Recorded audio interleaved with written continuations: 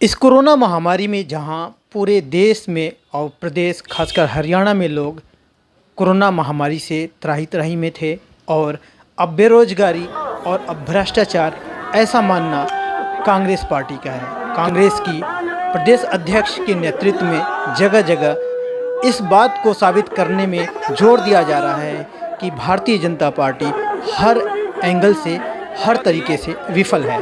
इसका जीता जागता उदाहरण आज फरीदाबाद के सेक्टर 12 कोर्ट के पास कांग्रेस के तमाम पदाधिकारी और NIT 86 से विधायक नीरज शर्मा और कुमारी शैलजा के नेतृत्व में आज यहां विरोध प्रदर्शन करके बीजेपी और नारेबाजी करके ये साबित किया जा रहा था कि बीजेपी पूरी तरीके से देश के युवाओं के साथ में, प्रदेश के युवाओं के साथ में खिलवाड़ कर रही है, रोजगार देने के बजाय, जिससे लोग अपने आप को ठगा महसूस कर रहे हैं। ये सारी बातें आज तमाम भीड़ों के बीच में, तमाम कांग्रेसियों के बीच में नारेबाजी भी हुए हैं और लोग जमकर भारतीय जनता पार्टी के खिलाफ नारेबाजी के साथ साथ ये भी नारे लगाए कि पहले लड़ाई थी गोरों से, अब लड़ाई है चोरों से।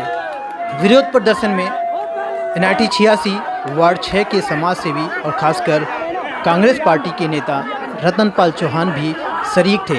इन्होंने क्या कुछ भापा है, जो नेतृत्व कर रही थी हमारी शैलजा के नेतृत्व में धरना प्रदर्शन की, ये भी हिस्सा रहे। लेकिन आज जब प्रदर्शन किया है तो क्या एक्चुअल में इन्होंने क्या फेस किया है, क्या महसूस किया है?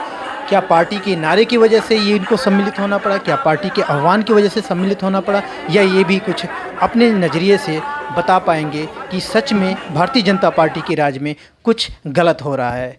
मैं जानने के लिए बात करूंगा रतनपाल चौहान जी। आज जब आप कांग्रेस पार्टी के प्रदेश अध्यक्ष कुमारी शैलजा के नेतृत्व में जब विरोध प्रदर्शन हुआ और मुझे लगता है कि तमाम फरीदाबाद के लोग यहाँ पे शरीक हुए, मैं जानना चाहूँगा आपसे कामन वो क्या मुद्दे थे, क्यों आज प्रोटेस्ट किया गया है?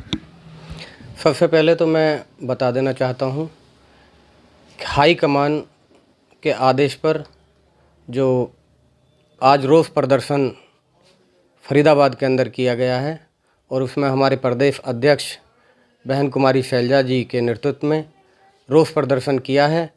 इसके तहत जिस तरीके से आपने देखा होगा बीजेपी पार्टी का कितनी घिनौनी हरकत हुई है, ये आपको पेपर लीक करा है जो IPS वालों के लिए, तो आप ये देख लो। और उसके आप खिलाफ जो आज की डेट में जो नाकाम बीजेपी सरकार चल रही है, क्योंकि रोज़गार नहीं है देश के अंदर और भ्रष्टाचार को लेकर सारी बातें हैं और बीजेपी सरकार रोज़गार ना देने की बजाय युवाओं के हाथ में एक भिखारी वाला कटोरा देने का काम कर रही है। मुझे लगता है ये ट्रेंड बनाते जा रहे हैं आप लोग। जब भी बात होती है या फिर जब भी आप लोग प्रोटेस्ट करते हैं तो भारतीय जनता पार्टी के सामने खासकर कटोरे का जो ट्रेंड है, मुझे लगता है कि पीछे कई बार आप लोगों ने इसको उठाया और बार बार कटोरे का जो ट्रेंड अब निकाल के लेके आ रहे हैं आप लोग। इसका क्या मोटिव है, क्या मतलब है कि आप लोग कटोरा बार बार लेके आते रहते हैं? आप देख सकते हो कि रोज़गार की बात करती है बीजेपी सरकार।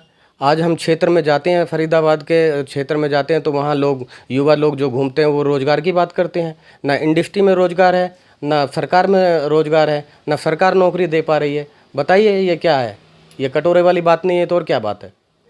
आज मैंने देखा है कि जब आपकी कुमारी शैलजा जी ने जब प्रोटेस्ट के दौरान कुछ पॉइंट को लेके, और ख़ासकर ये पॉइंट बताया गया है कि ये बेरोज़गारी, उसके बाद से करप्शन और तीसरा जो है महंगाई, कुछ ऐसे मुद्दे को लेके जब आप लोगों ने प्रोटेस्ट किया है तो करप्शन की अगर सबसे बड़ी बात करें तो मनोहर लाल खट्टर जी की सरकार, भाजपा की जो यहाँ हरियाणा में, कहा जाता है कि भाजपा में करप्शन नाम की कोई चीज़ नहीं है। पर करप्शन को आप कैसे देखते हैं? कहाँ आपने महसूस किया कि करप्शन है भारतीय जनता पार्टी के राज्य में?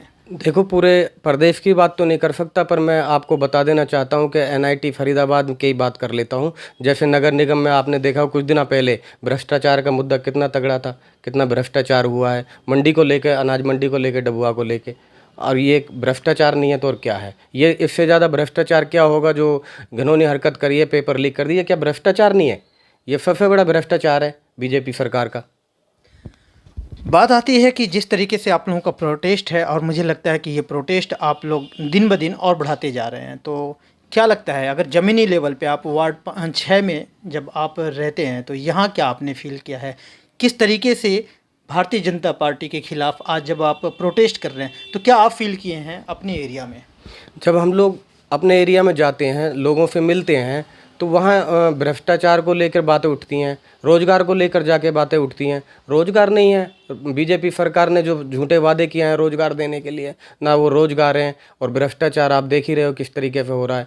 और जो अपने क्षेत्र में विकास नहीं हो रहा, विकास की बातें करती है बीजेपी। विकास कहाँ हुआ है? रोडें टूटे पड़े हैं, पानी की सुविधा है नहीं, और सीवर नाली भरे पड़े हैं, लोगों को चलने के लिए रास्ता नहीं है। ये सारी बातें हमारे क्षेत्र के लोग, जो मौजूदा लोग हैं, वो मांगते हैं, युवा लोग मांगते हैं।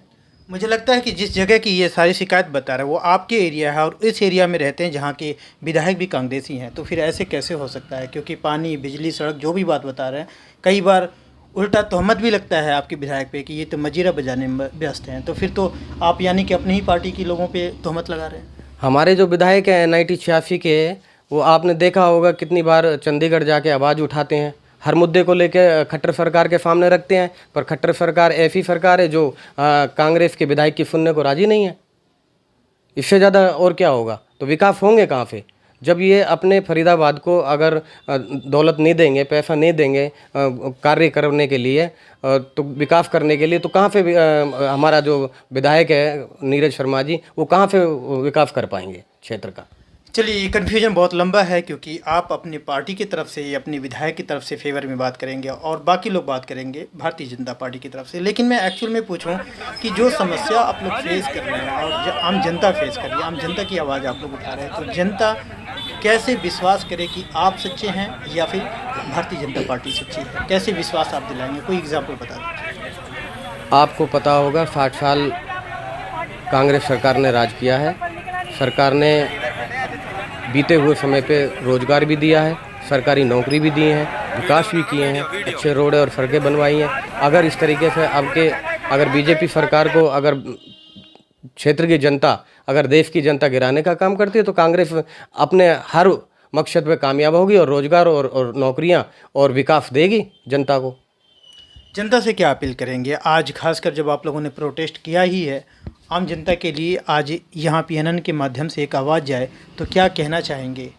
मैं जनता से अपील करना चाहूँगा कि आने वाले चुनावों में, जो हरियाणा में भी चुनाव होंगे, उसमें भारतीय जनता पार्टी की सरकार गिराई जाए। और जनता से अपील है कि आप रसोई गैस को लेकर, महंगाई को लेकर, डीजल पेट्रोल को लेकर और नौकरी ना देने के कारण बीजेपी सरकार ने झूठे वादे करे हैं जनता से, तो जनता से मैं अपील करना चाहूँगा आने वाले चुनाव में इनको सीट से उतारा जाए और कांग्रेस की सरकार बनाई जाए। देश दुनिया की हर लेटेस्ट खबर देखने के लिए सब्सक्राइब करें हमारे चैनल PNN को और साथ ही बेल आइकन दबाना ना भूलें।